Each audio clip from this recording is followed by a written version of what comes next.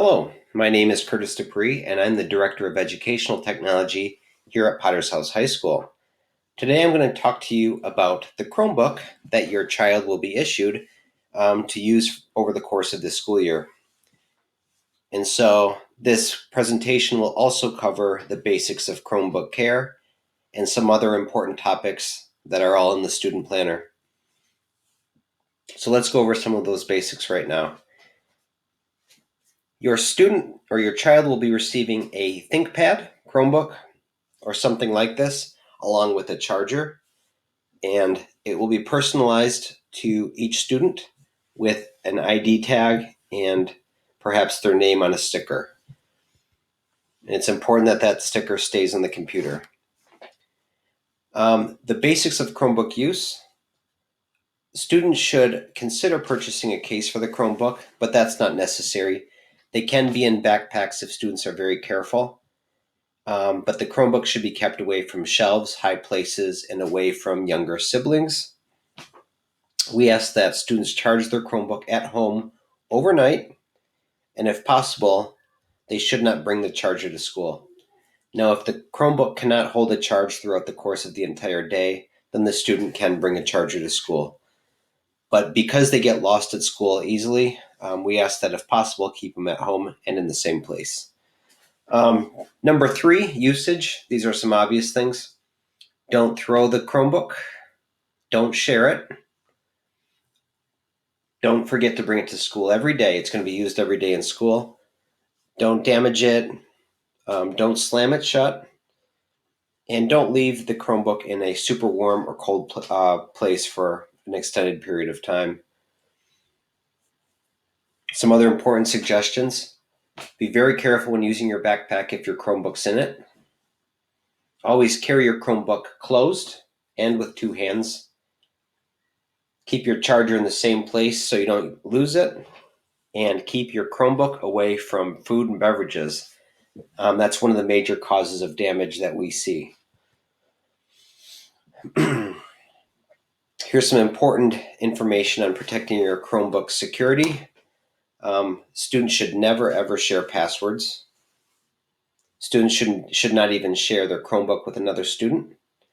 And when students are done using their Chromebook, they should close it. That way, when it's open again, the student will have to log in. Number 2, Chromebook identification. The most important thing is that the student keeps all identification tags, stickers, etc. on the Chromebook. Makes it easier to identify. And B, students should never attempt to tamper with any of the hardware or software on the Chromebook. Storage, those are some things we already went over, but it's very important to never leave your Chromebook unattended or unsupervised. That's how it can get lost or stolen. And never leave it in a car overnight. So if a student lets another student borrow the Chromebook, which should never happen, and that student breaks or loses it, the owner of that Chromebook will be held responsible. Here's some information about safe temperatures. Normally 50 to 90 degrees Fahrenheit is a safe range for a Chromebook. Anything outside those ranges can damage the Chromebook. Here are some expectations for the students. These are the main purposes of the Chromebook. Research, presentations, writing, organization, time management, communication, collaboration, supplemental support. You might use it for some other reasons, for perhaps choir or another class. And the main purpose for this Chromebook is educational. In the classroom, teachers have complete control over the Chromebooks. We use a system called GoGuardian, and it's a filtering system that we use for 2 things. It filters inappropriate content, and teachers can watch in real time what students are doing on their Chromebooks in class and during class. We can also look back at a student's history and see what sites they visit. So the teacher in the classroom has complete control over the student's computer. The teacher can close tabs, they can open tabs, they can watch the student's work, they can chat with the student, and it's a great system to use. This is what I go over with students when they're using any technology. I want them to think: is it true, helpful, inspiring, necessary, or kind? And if not, they're probably using it inappropriately. All right. These are some of the expectations we went over. If students need help with their Chromebook, can't log on, something's broken, or the computer's stolen, this is the email.